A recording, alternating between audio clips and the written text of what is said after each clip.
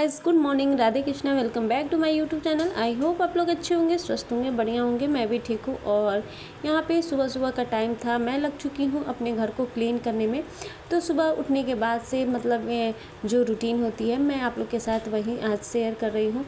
तो आज सबसे पहले मैं जब इस बेटी स्कूल चली गई थी उसके बाद से फिर मैं मतलब सोफ़ा वगैरह को मैंने साफ़ किया। और यहाँ पे बहुत सारे कपड़े थे जो कि सूखी मतलब पड़ी हुई थी, तो उसे मैंने फ़ोल्ड किया। तो बहुत सारा मतलब काम था आज, और क्या ही बताऊँ आप लोगों से, इतनी मतलब मैं बिजी थी ना आज। और यहाँ पे जो टॉवल था ना, मैं इसे वॉशिंग मशीन में धो ली थी। और यहाँ पे सब चीज़ को मैं साफ़ कर रही हूँ, क्लीन कर रही हूँ। और ऐसा था ना कि बाबू उस टाइम में मतलब खेल रहा था और बहुत सारा मतलब बिस्किट वगैरह खा के फैलाया हुआ था, तो उसको मैं साफ़ कर ले रही हूँ। और यहाँ पे मैंने सोफ़ा वगैरह को मैंने साफ़ कर लिया है। और धूल मिट्टी इतना मतलब हो गई थी ना इधर, लगभग मैं 5-6 दिनों से बिल्कुल भी सफाई नहीं कर रही थी। मतलब जो होता है ना डस्टिंग, वो मैं नहीं की थी। तो थोड़ी सी मतलब घर में हर चीज़ पे डस्ट थोड़ी थोड़ी हो गई थी, क्योंकि इधर थोड़ी सी मैं बिजी थी, पूजा पाठ में लगी हुई थी। तो मुझे ये मतलब डस्टिंग वगैरह करने की बिल्कुल भी टाइम नहीं मिल रही थी, तो जिसके कारण से मैं नहीं कर पाई थी। तो आज मैं सोची कि क्यों ना सुबह सुबह मतलब मैं ये सारे काम कर लूँ। और यहाँ पे पहले मैं नहा धोआ चुकी हूँ, क्योंकि आज सैटरडे है। और सैटरडे के दिन मतलब ये ऐसा होता है कि सुबह में ही मैं नहा लेती हूँ। और यहाँ पे मेरी मतलब सारा काम हो चुका है।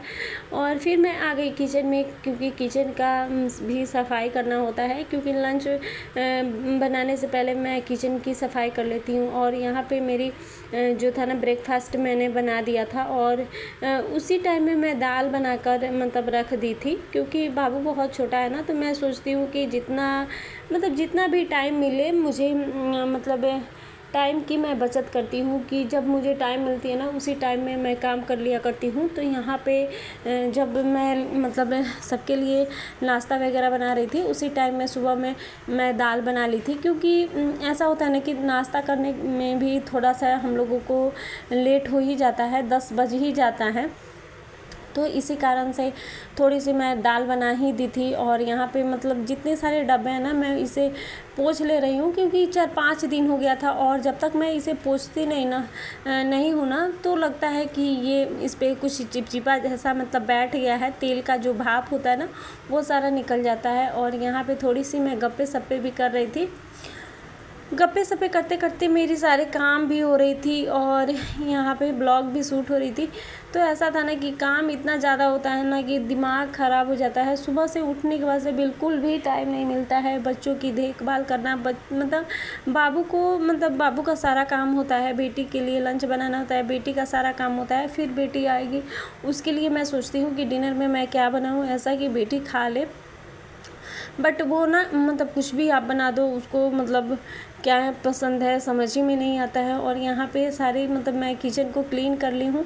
और यहाँ पे जितने सारे मैं बर्तन धोई थे ना, उसे सब मैं ड्रॉल वगैरह में डाल दूँगी। उसके बाद मतलब इस जितने सारे कंटेनर है ना, सब पे थोड़ी सी मतलब डस्ट आ गई थी, उसे मैं पोंछ ले रही हूँ। और बेस मतलब सिंक में ना इतने सारे बर्तन हो गए थे ना, कि मतलब सोच रही थी कि कैसे मेरा काम ख़त्म हो। तो ये दिन भर मेरा मतलब आज काम में लगने वाला है, मतलब काम में मेरा पूरा टाइम लग जाने वाला है। क्योंकि जब मैं डस्टिंग करती हूँ ना, उस दिन तो ऐसा होता है ना कि मतलब मैं बहुत लेट हो जाता है, मैं बहुत लेट हो जाती हूँ। मतलब और सारे काम भी तो होते हैं ना, तो इसलिए बहुत ज़्यादा लेट हो जाती है, काम करते करते मैं थक जाती हूँ।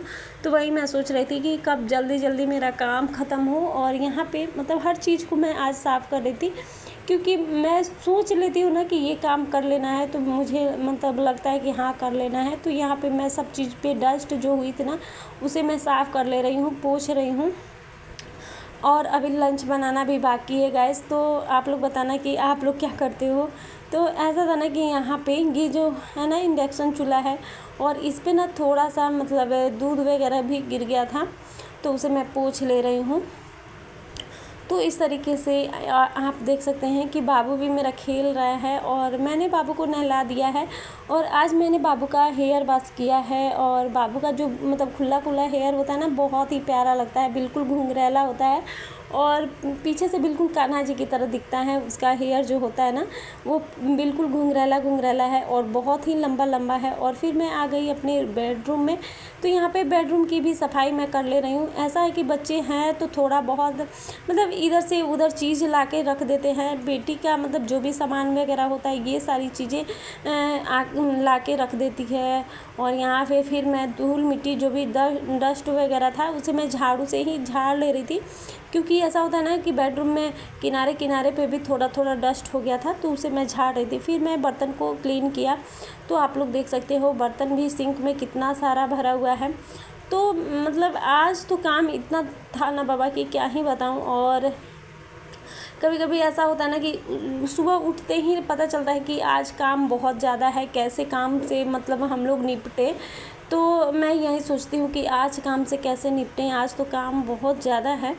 तो यही सोचती हूँ और फिर लग जाती हूँ अपने कामों में। तो फटाफट काम तो मेरी हो जाती है, बट उस दिन थकान बहुत ज़्यादा होती है, क्योंकि मतलब बाबू भी है और बाबू को भी देखना होता है ना। बाबू बहुत मतलब दौड़ाता है, मतलब कोई भी चीज़ लेके मुंह में रख लेगा या मतलब इधर उधर इतना करता है कि उसके पीछे पीछे जाना होता है।